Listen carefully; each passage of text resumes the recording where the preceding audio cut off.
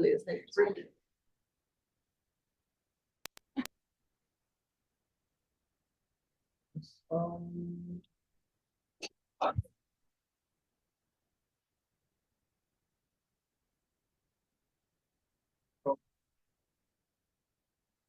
E eram mais pessoas.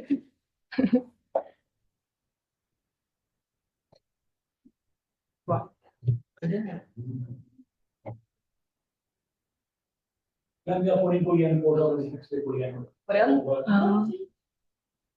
Ah, coreano é...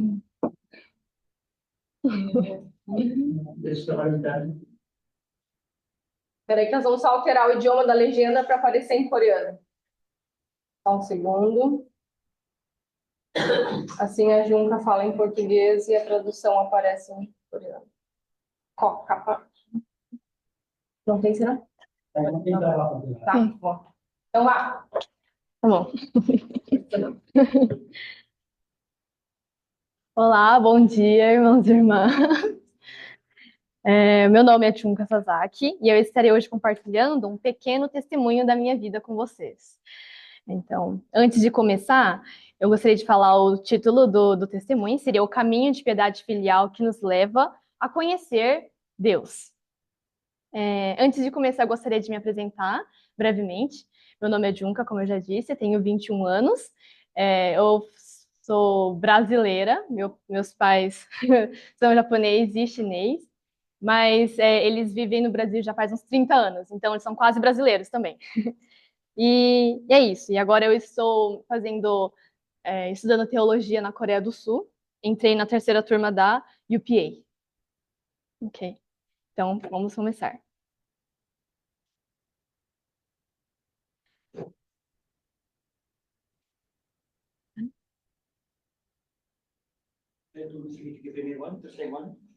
Terceiro ano. Não tá indo? Tem que fazer assim. Acho que uma vez já tá. Agora tá funcionando. Ah, tá. Tá, foi. Então, para começar, eu gostaria de falar um pouquinho de como era antigamente a minha vida, quando eu era menorzinha. Então, eu vivi na igreja de Campo Grande. Campo Grande eu nasci lá, né? É uma cidade perto de Jardim, do Projeto Jardim. E meus pais, eles eram pastores naquela época. Então, nós vivíamos todos juntos em uma igreja com vários membros. Ou seja, minha casa era a casa dos membros e a casa dos membros era a minha casa. Sempre tinha muita gente. Quando eles queriam fazer alguma festinha, sempre fazia lá na igreja. Então, era super gostoso, assim, né? Vivíamos como se fosse uma grande família mesmo. E naquela época eu era pequenininha, eu gostava bastante dessas pessoas e tudo mais, mas quando eu fui crescendo de pouquinho em pouquinho, eu comecei a sentir um pouco de falta de privacidade. Eu comecei a sentir um pouco de falta de privacidade. Isso, porque tem muita gente, né, na igreja, então eu comecei a perceber que também meus pais não tinham muito tempo comigo e com meus irmãos. Eu tenho um irmão mais velho, né, e uma irmã mais nova, e nós fomos criados por membros brasileiros, né? Por isso eu falo muito bem português, mas não sabia falar nada de coreano nem japonês. E daí, então muitas vezes quando meus pais voltavam de viagem dos seminários de 7 dias, 13 dias, 14 dias em São Paulo, às vezes a gente esquecia deles. Então, minha irmã, como era novinha naquela época, chamava já as outras tias da igreja de mãe. Aí minha mãe, quando ela viu aquilo, ela ficou bem assustada, né? E daí, então assim, tinha os bons pontos e os lados ruins também. Então, como às vezes eles sacrificavam, a gente percebia que eles sacrificavam tempo conosco para servir algo na providência, ou por serem muito ocupados, mesmo morando na mesma casa, a gente sentia saudade deles, como se eles tivessem viajado por dias. E além disso, como meus pais sempre estavam cansados, mesmo quando voltavam para casa, não tinha força para brincar com a gente. Então, eles só descansavam e morriam na cama. E por isso, naquela época, eu pensei, eu não entendia meus pais naquela época, né? E eu sempre, na verdade, acabava colocando a culpa neles. Então, quando alguma coisa dava errado, ou quando meu irmão se revoltava, minha irmã se revoltava, eu sempre pensava, é a culpa dos meus pais. Eles não dão amor pra gente. Esse era meu pensamento, imaturo naquela época. E é isso. Por um lado, eu culpava meus pais, Mas, por outro lado, eu não entendia por que eles continuavam vivendo daquela maneira. Era contraditório. Então, sendo que mais do que eu, eles eram quem mais se sacrificavam e sofriam, estando naquela posição, então eu começava a me perguntar: o que faz meus pais viverem assim tão fervorosamente para a providência, a ponto de sacrificarem a si mesmos e até a sua própria família? Essa foi uma pergunta que ficou muito forte gravada na minha cabeça, depois que eu cresci um pouquinho mais, né? E foi aí que, pela primeira vez, eu comecei a ter um motivo, comecei a ter uma motivação para participar das coisas da igreja. Então, até antes de lá, eu só participava naturalmente porque meus pais iam e eu tinha que ir, como eu morava na igreja, fazia vigília, fazia sermão, fazia qualquer coisa, eu tinha que estar lá junto. Mas depois que eu vi meus pais vivendo dessa maneira, eu comecei a ficar interessada. Isso. E daí, é, ir ao sermão, ir aos seminários de férias, participar das vigílias e condições de oração na igreja. Bom, de qualquer forma, eu tinha que fazer, então vamos fazer com uma motivação, vamos ter um motivo para fazer. E foi assim que começou. Daí para frente, tudo ficou mais interessante. Aqueles sermões chatos que eu nem queria prestar atenção, que eu nem escutava, eu sentava lá e com aquele objetivo, vamos tentar pegar alguma coisa hoje para entender esse coração dos meus pais.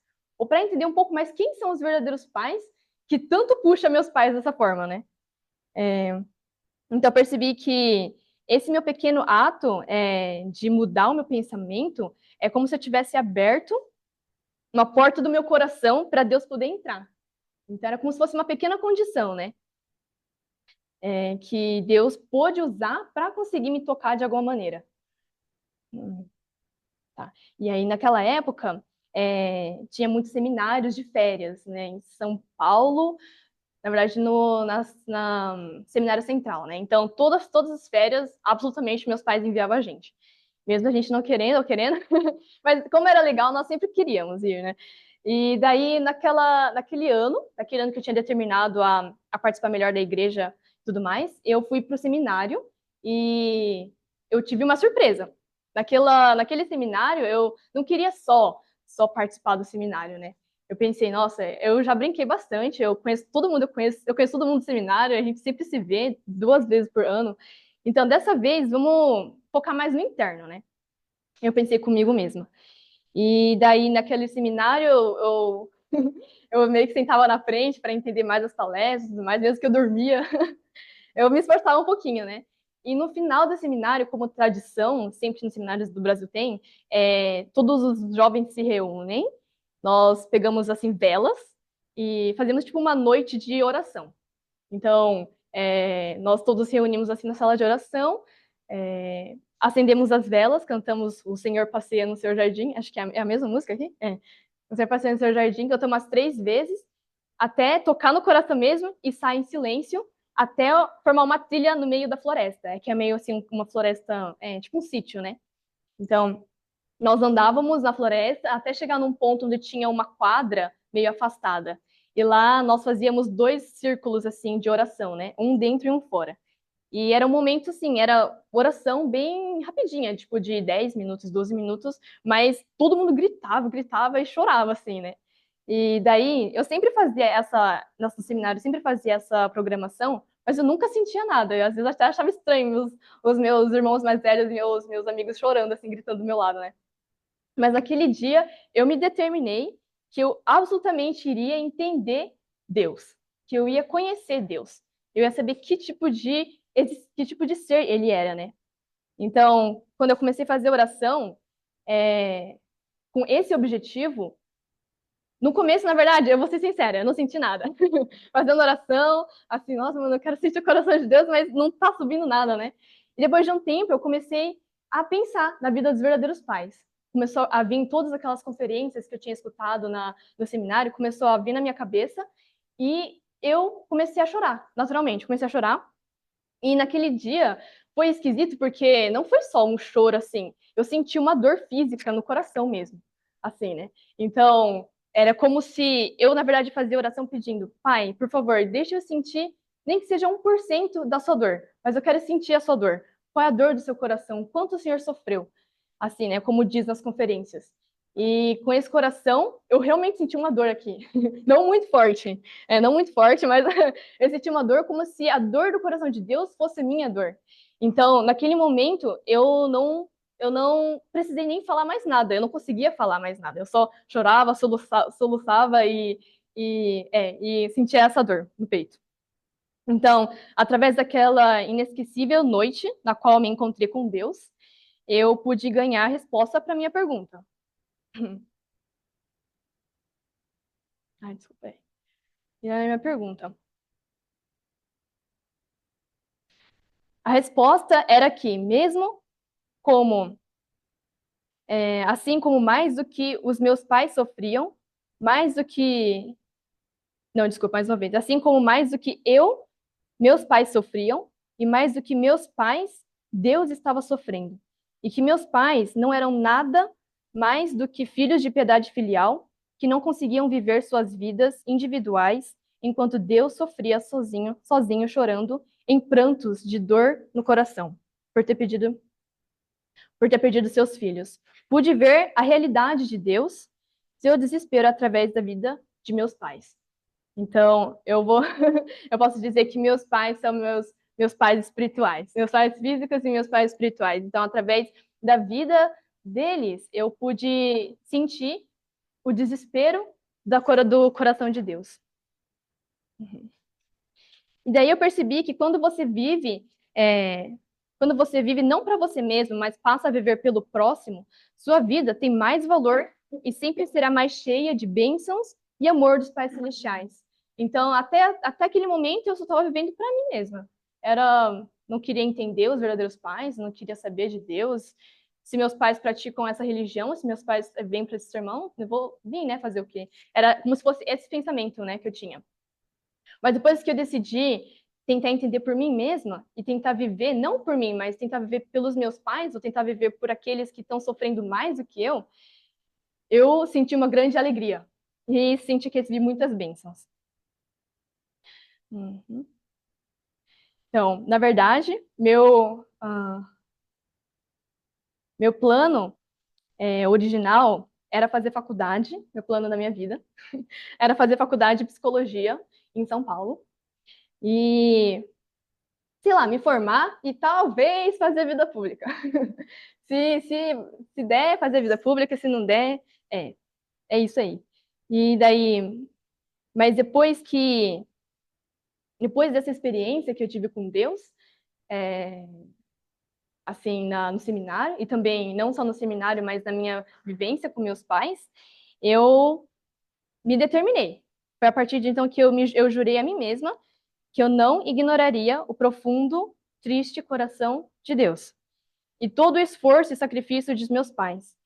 E foi assim que me determinei viver uma vida que servisse à providência de Deus. Então, surgiu um outro plano na minha vida. Eu, naquela época, eu achava assim, fazer psicologia, sei lá, ter meu consultório, sei lá, e viver minha vida ganhando meu dinheiro e tal, era tipo assim, o meu último sonho, os sonhos dos sonhos, né? Mas depois que eu entendi o coração de Deus, aquilo não parecia nada, sabe? Parecia que era, na verdade, uma pedra no caminho, né? Então, é... Isso. Só um minuto, eu me perdi.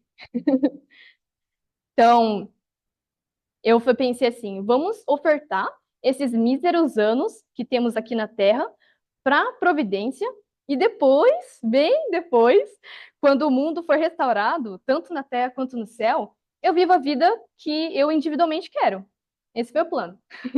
Eu vivo a vida sei lá, eu quero fazer, tudo que eu quiser fazer.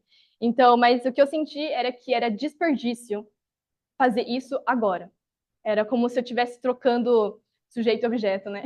Então eu senti assim, nossa, eu não posso desperdiçar esses, sei lá, 80 anos que eu tenho na Terra.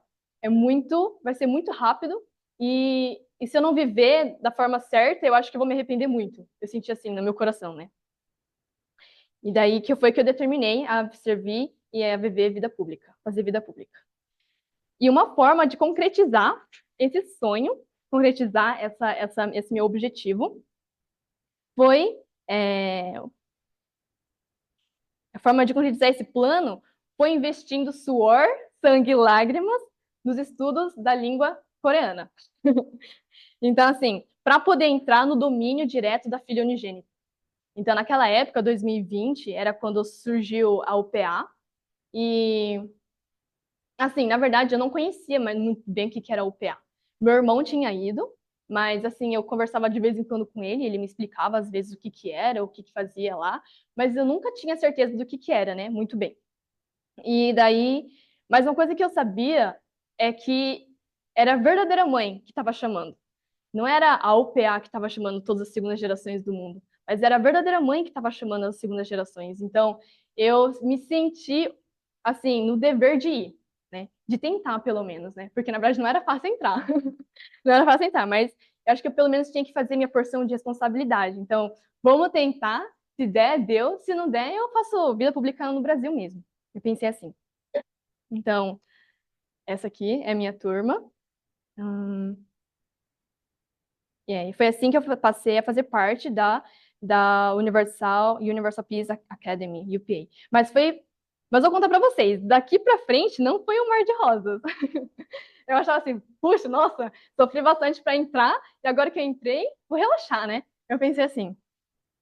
Daí para frente foi pior ainda. Eu fui eletrocutada de diversas maneiras. Era choque de cultura, era choque de língua, de pessoas, de ambiente, até o clima era diferente. Então, assim, o clima da Coreia, na verdade, é muito diferente do Brasil, né? Vocês têm noção, né? Então, lá tem o inverno, que é super frio, e isso era muito difícil para mim. E era uma das coisas que, tipo assim, acrescentava de dificuldade na vida, né? Pequenas coisas. Então, essas várias coisas se juntavam e, assim, ai, eu tô pensando. É. Então, assim, naquela época, naquele tempo, eu pensei, nossa, eu vim parar em outro planeta, porque eu não consigo comer comida picante também, né? Não sei se vocês gostam, aqui em Portugal vocês comem comida picante, mas naquela época eu lembro que eu ia pra uma loja de conveniência e era tudo vermelho, né? Na verdade, assim, a embalagem, eu não lia direito. Era a maioria tudo vermelho. E daí eu tinha uma experiência. Na verdade, não é sempre tudo picante, mas naquele dia foi tudo picante que tinha assim na prateleira, né? E foi pra dar um choque em mim mesmo, né? No primeiro dia da Coreia. E daí eu vi assim: não, é só eu procurar um que não é vermelhozinho, né? Vamos procurar um que é amarelo, azul, de outra cor. E daí eu escolhi esse e era muito picante. Então, assim, foi assim, divertido. Foi uma experiência que eu pensei, nossa, então agora eu sei, né, como é a Coreia. Então, não só isso, as pessoas eram diferentes, o jeito das pessoas pensar, dos coreanos, japoneses, tem muito japonês lá também, e muito estrangeiro. E é tudo junto, né? Então, nós mesmo falando a mesma língua, assim, meio assim quebrado, tinha muitos maus entendimentos, muitos maus. Então, era difícil, assim, tinha aquela diferença de personalidade, tinha diferença de idade, diferença de onde você cresceu, da língua mesmo, e isso, sei lá, era como se fosse, assim, sempre adicionando, dificuldade, adicionando. E aí surgia, às vezes, dificuldade de conflitos entre as pessoas, e depois, para solucionar, era pior ainda, que você tinha que explicar em coreano, né? E era isso. E parecia literalmente que eu estava em outro planeta. Então, como eu estava no primeiro ano, meu coreano era péssimo. Eu corria muitos mal entendidos e gerava conflitos, mas a vida era bem agitada, né? Então, além dessas partes culturais, além dessas partes assim externas, tinha a programação da UPA, que eu acho que vocês não conhecem muito bem, mas na UPA, a UPA é uma escola militar, né?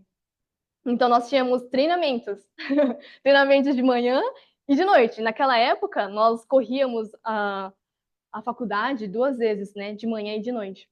Então, era assim, fisicamente era super desgastante, super desgastante. E ainda tinha que escutar aula o dia inteiro em coreano.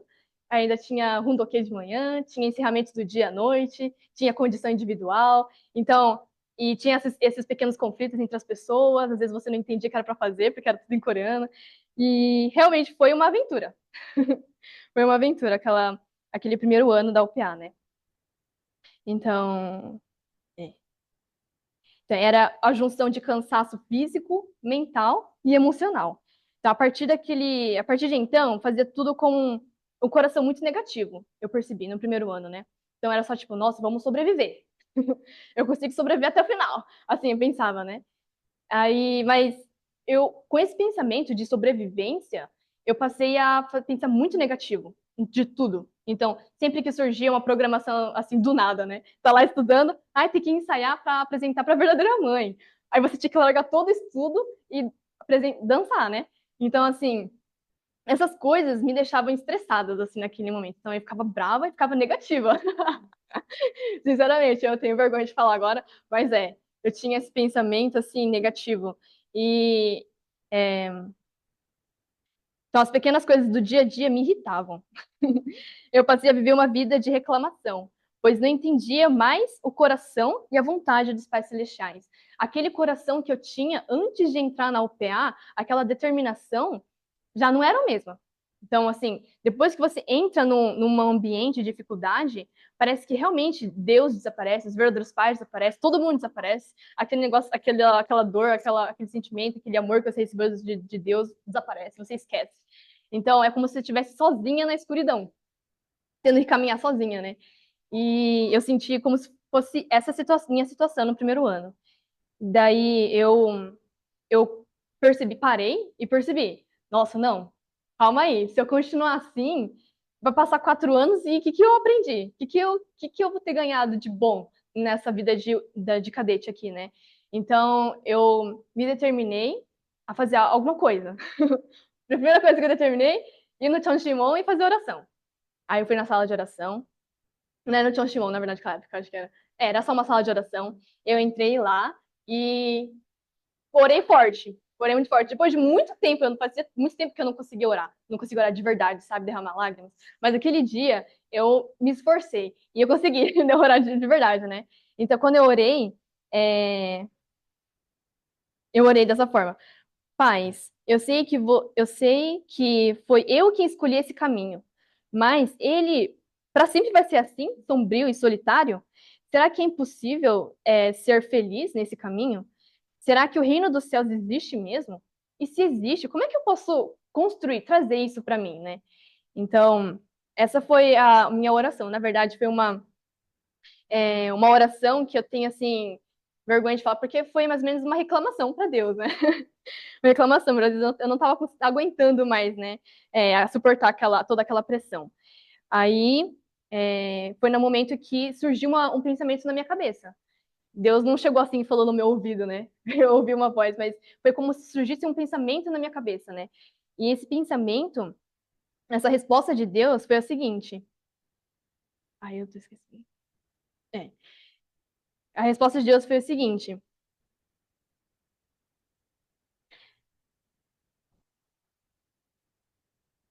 eu quero que você construa com suas próprias mãos o reino dos céus.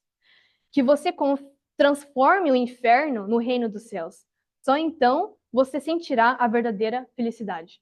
Isso, assim, nunca tinha na minha cabeça. Acho que uma vez eu li uma palavra dos verdadeiros pais, mas naquele momento, bem na hora depois que eu acabei de fazer oração, veio na minha cabeça essas palavras, né? E daí eu parei para pensar, assim, ai, nossa, eu acho que essa é a resposta de Deus para minha oração. Essa deve ser a resposta, esse deve ser o caminho. Não, o caminho que eu tenho que seguir a partir de agora, né? Então, naquele momento, eu senti que, mesmo eu fazendo uma oração assim não tão legal, né, de reclamação para Deus, ele, com todos os problemas do mundo, ele mesmo assim me respondeu com amor e paciência. Então, depois de ter recebido aquele amor de Deus, eu me arrependi por ter sido egoísta e não só por ter pensado só na minha situação, né, naquele momento. E a partir de então, eu me determinei a mudar de vida. Ah, vou continuar. Com licença.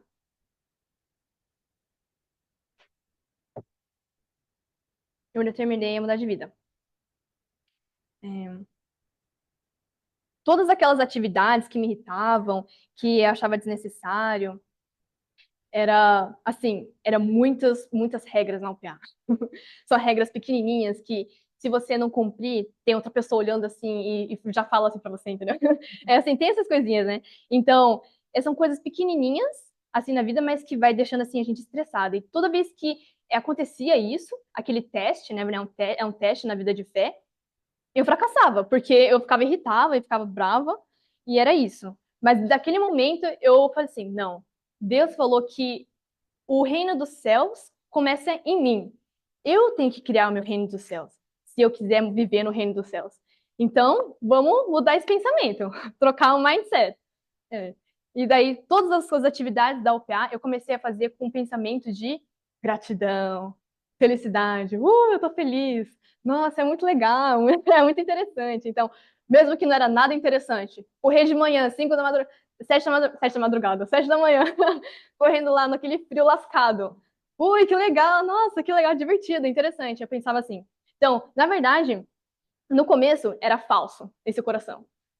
É muito falso. Então, assim, eu, eu na verdade, não estava agradecida, eu não estava feliz, mas eu fazia esse treinamento de pensamento. Vamos começar pela minha cabeça. Então, vai que muda, né? Se eu continuar fazendo. Então, eu não desisti. Mesmo que eu era fake, era falso esse pensamento, eu continuava pensando dessa forma. Então, todas as atividades da OPA, eu passei a pensar dessa forma, justamente para conseguir. Eu pensava assim, através de ser grata e sentir felicidade nessa atividade da UPA, eu estarei acumulando condição, eu estarei acumulando condição para conseguir confortar o coração da verdadeira mãe, de alguma forma.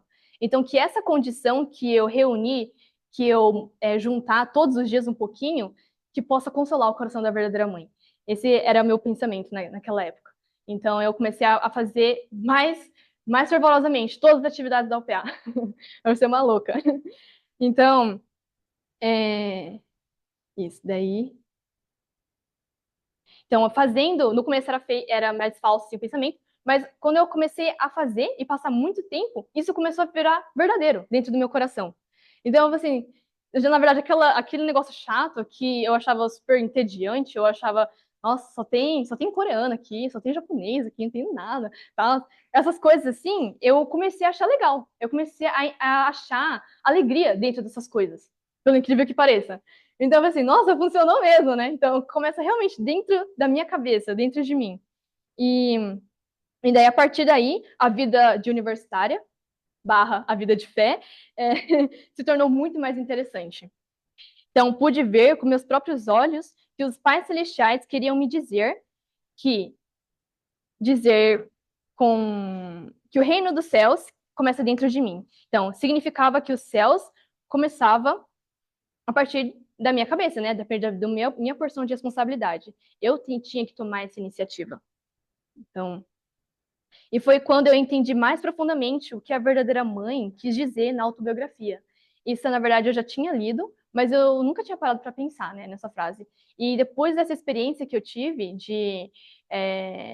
dessa experiência, eu pude entender mais uma vez essa palavra. Eu vou ler para vocês. A felicidade não surge quando tudo está perfeito. Ela vem sem que percebamos, quando mantemos um coração de gratidão, mesmo em meio à dificuldade. E então, a partir daí, essas palavras ficou muito gravada fortemente no meu coração, não só como umas palavras dos verdadeiros pais, mas algo que eu pratiquei. Então, realmente, são palavras muito preciosas para mim. Hum.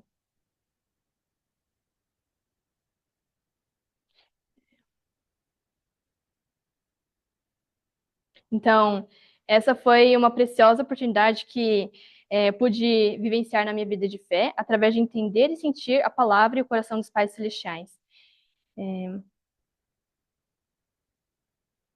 Então, eu pude ver o quão grande é o coração e o amor dos pais celestiais. E que uma vez que buscamos e encontramos esse amor ou esse coração dos verdadeiros pais, não há ferida ou cicatriz que não se sare, que não se cicatricure. Então, na minha pequena experiência dessa vida de UPA, tiveram outras também, mas o que hoje eu queria compartilhar com vocês era esse coração de Deus que conseguimos encontrar na nossa vida de fé, né? Nossa vida de piedade filial. Então, eu percebi que toda vez que eu me desanimava, toda vez que eu sentia que Deus não estava perto de mim, toda vez que eu tinha que fazer sermão, mas eu não tinha nada sentindo dentro do meu coração. Toda vez que eu tinha que falar sobre Deus, eu mesma não conhecia sobre Deus. Eu senti que, desculpa, eu senti que esse fato de eu me agarrar aos verdadeiros pais, esse coração de piedade filial, sempre me trouxe para cima de novo. Sempre me trouxe para cima. Então, na verdade, coração de piedade filial, ele existe dentro de cada um de nós, existe dentro de todos os seres humanos, assim como somos filhos de Deus, os pais celestiais. E realmente eu consegui encontrar uma pérola, uma coisa muito preciosa dentro desse coração que todo ser humano carrega. E que é essa corda, é essa condição, essa ponte que sempre vai nos levar de volta aos verdadeiros pais, sempre vai nos levar de volta aos pais celestiais, né? Então, sinto que houveram muitos altos e baixos, mas de uma coisa eu tenho certeza, que de muitas vezes que eu desanimei, duvidei ou perdi a fé, quando busquei entender e sentir o coração dos pais celestiais e verdadeiros pais, todos os problemas se solucionaram. Agora, penso que uma vida sem piedade filial aos pais celestiais não é nada valorosa, né? Eu sinto dessa forma. E que quanto mais nos aprofundamos no eterno coração de Deus, mais nos tornamos verdadeiros filhos e filhas. E nós às vezes pensamos que quanto mais a gente se dedica ao público, quanto mais a gente se sacrifica, mais triste, mais miserável a gente se torna, mais tipo coitadinho. Mas depois que eu entrei na UPA, uma coisa que eu percebi, que eu pude sentir, é que não, é ao contrário. É engraçado, né? Não faz sentido. Mas quanto mais você dá, assim como o amor, quanto mais você dá, mais você recebe. Incrível, pelo incrível que pareça. E esse é um princípio que Deus criou. Então, quanto mais eu me dedicava à providência pública, quanto mais eu me esforçava para algo maior, eu recebia em dobro, em triplo. E eu nunca saía perdendo. Então, isso foi algo assim que eu aprendi na UPA, e não só na UPA, mas também toda essa vida que eu tive dentro da igreja, com meus pais e com os membros no Brasil. Eu penso que isso é uma coisa que eu vou levar para o resto da minha vida, e que aonde quer que eu for, eu tenho, como fala, eu tenho autoconfiança de que, mesmo que seja no pior lugar do mundo, mesmo se eu tiver um pouquinho daquele coração dos verdadeiros pais, eu consigo transformar em reino dos céus, mesmo que seja um inferno, né? Então, foi a partir desse momento que eu pensei, né? Eu queria muito fazer missionário na África, fazer missão na África. E nos lugares, ou em um lugar onde realmente não tem nada de membro, onde tem zero providência. Eu queria, assim, me desafiar, né, a ir para esses lugares. Justamente por causa dessa autoconfiança que eu consegui ganhar através da experiência de sentir o coração dos pais celestiais e dos verdadeiros pais. Então,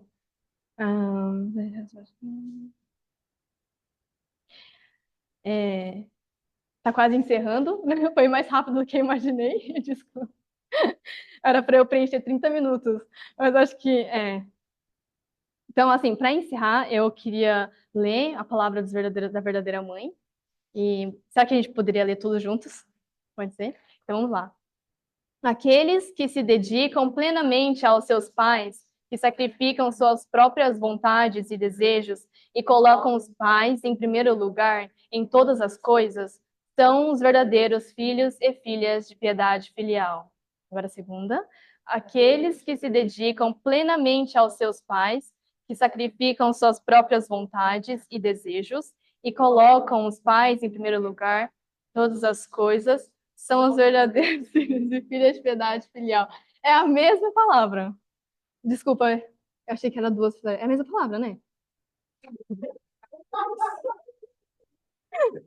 Gente, é que eu fiz esse PowerPoint de madrugada. Eu já estava meio assim, sem um parafuso a menos. Mas acho que Deus está querendo dizer que é para ficar essa palavra na cabeça de vocês mesmos. Para vocês levarem essa palavra para uma semana inteira. Então, assim, eu agradeço pela oportunidade e pela paciência por escutar meu humilde e pequeno testemunho. E eu desejo a todos vocês uma ótima semana. Que os pais celestiais, os verdadeiros pais, sempre guiem e abençoem a vida de vocês. Muito obrigada. Faz a oração do encerramento do teu irmão. Isso não. Não. Então, vamos orar. Queridos e amados pais celestiais, verdadeiros pais do céu, terra e humanidade, obrigada por hoje mais um dia, esse dia sagrado, aqui mais um domingo na igreja de Lisboa, com todos os nossos irmãos e irmãs. Pais celestiais, eu agradeço por essa oportunidade, onde nós possamos estar compartilhando o seu amor, experimentando o seu amor e o amor dos verdadeiros pais, todos juntos como uma comunidade sagrada dos verdadeiros pais. E que aqui na igreja de Lisboa, que o Senhor possa estar sempre guiando todos os membros aqui na igreja, todas as famílias abençoadas, todos os filhos de segunda, terceira geração, para que possam estar seguindo o caminho dos verdadeiros pais, seguindo o caminho de filhos de piedade filial. E que todos nós possamos, com esse mesmo objetivo, estar entendendo mais profundamente o coração de Deus, estar entendendo mais profundamente o coração dos verdadeiros pais. Nós sabemos que o coração de Deus, os pais celestiais, é um coração doloroso, é um coração miserável, que perdeu seus filhos. Então, que nós todos possamos sentir isso em profundo de nossos seres e viver nossa vida centralizada nesse coração. E que nós possamos, assim, estabelecer o reino dos céus aqui na terra, centralizado nos verdadeiros pais. Pai, nós temos um sonho em comum, que todos nós possamos seguir nossas vidas de agora em diante para realizar esse sonho, o sonho dos pais celestiais, dos verdadeiros pais. Pai, eu oro e agradeço por todas as suas bênçãos, por todo o seu amor, e que realmente a igreja aqui de Lisboa, em Portugal, possa ser abençoada e receber muitas graças, muitas bênçãos dos pais celestiais. Eu oro e relato esse meu nome, Cristi Junka Sasaki, filha da segunda geração de uma família abençoada central.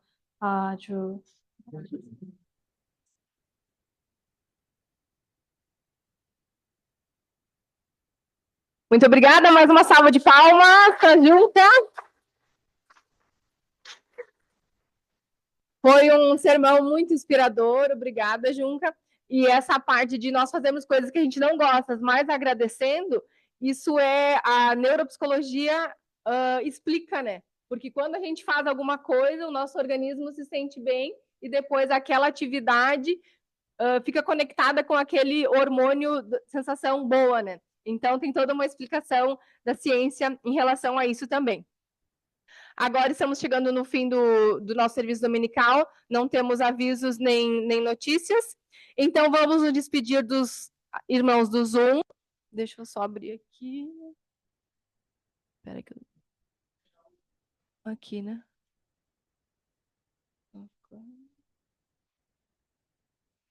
Então, obrigada aos cadetes do Porto, estão a dar um tchauzinho lá. Isso que eu queria falar. O Sérgio perguntou sobre a primeira turma. Os cadetes da UPA são da primeira turma, né? O Júlio e a Yudin, eles se formaram e estão em missão. A Junca é da terceira turma, tá estudando, veio fazer estágio, volta para a Coreia, termina o curso e depois vai para uma missão em algum lugar do mundo. É isso, né? Sobre a terceira turma. Ok? Então, irmãos do Zoom, obrigados a todos os que estiveram presentes. Tenham uma boa semana.